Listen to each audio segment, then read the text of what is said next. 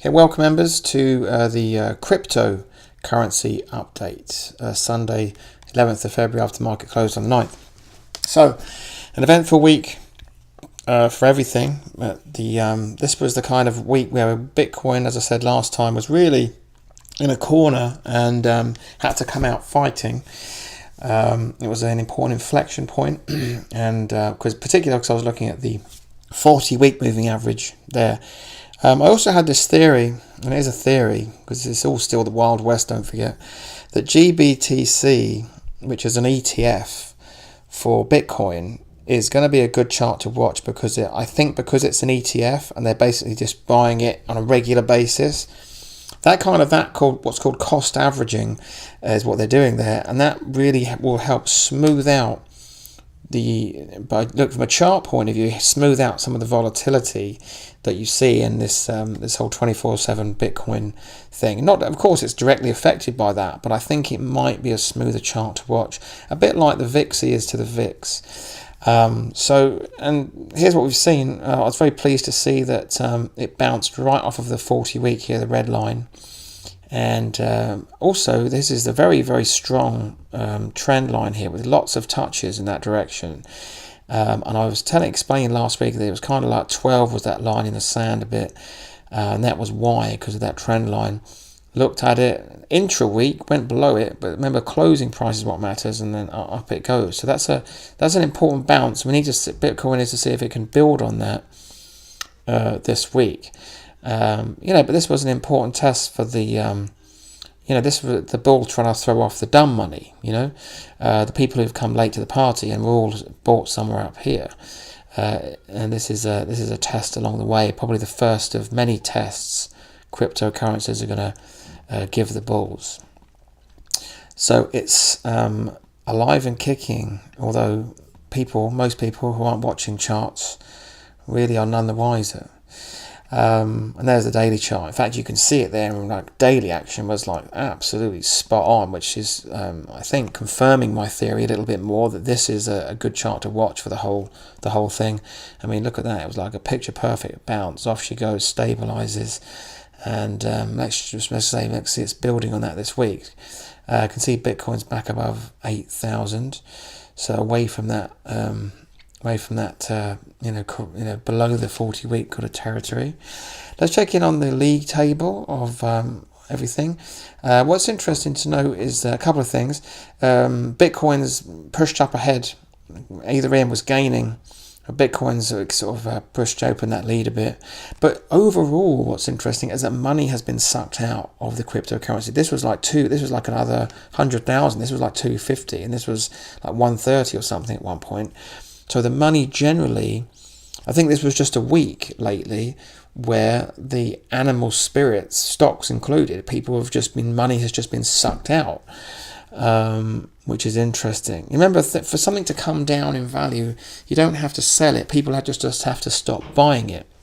And that may be what happened with stocks and cryptocurrencies generally.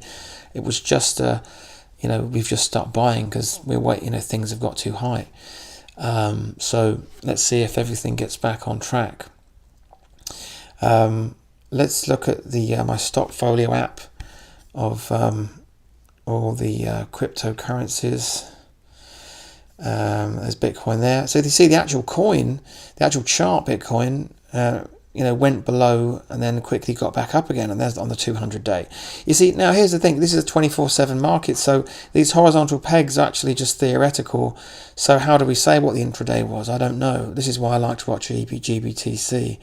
But one thing we can see from sell-offs, whether it's stocks or cryptocurrencies, all kinds of markets, when there's a violent sell-off or anything, you can have an opportunity to see who the stronger players are.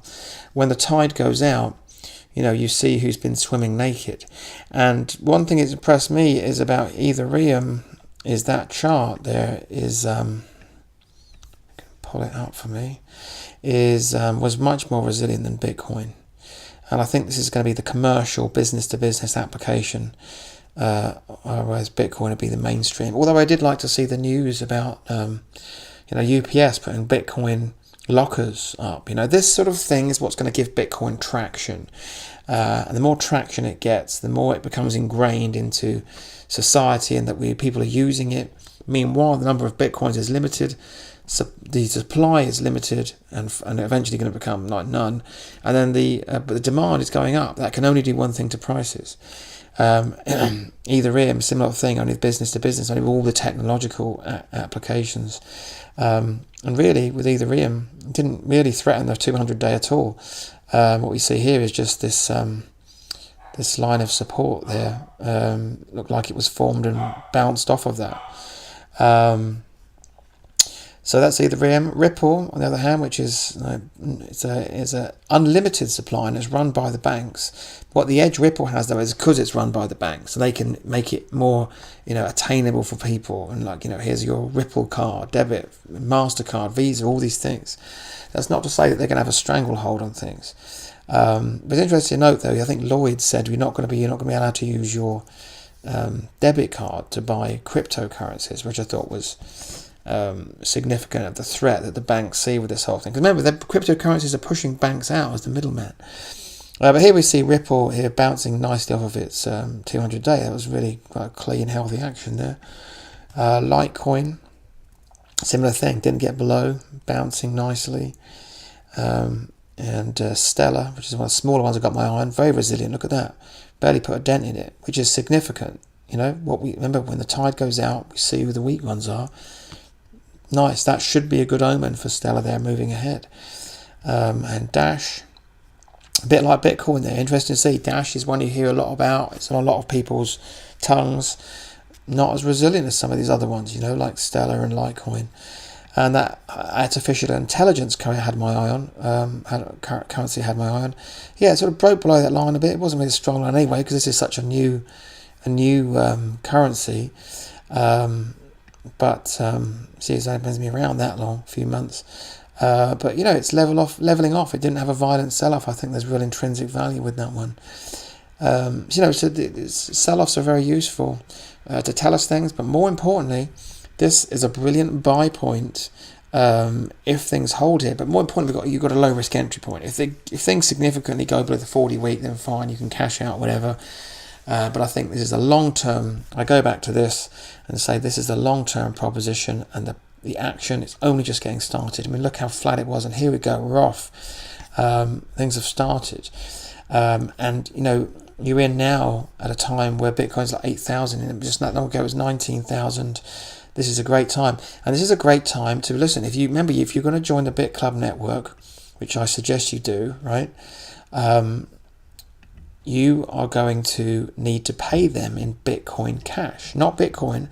Open your Coinbase bank account, so a Coinbase, cryptocurrency, pay some money in pounds, and then if you want to buy the mining shares, you've got to convert it into Bitcoin Cash, which is what they're accepting now, Bit Club network. And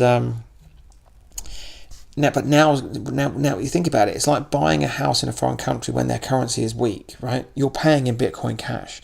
So while Bitcoin Cash is weak, now's the time to change up your money, change your pounds into Bitcoin Cash, and when it rises up again, you'll be able to get your shares or even just now using it to buy into Bit Club network.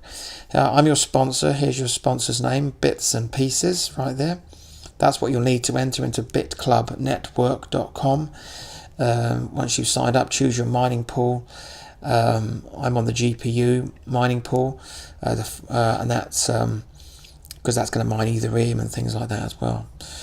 So any feedback, please let me know. Any good marketing ideas for you in the Bit Club network, telling other people about it, let me know your stories. Anything we can share together as a club, useful information.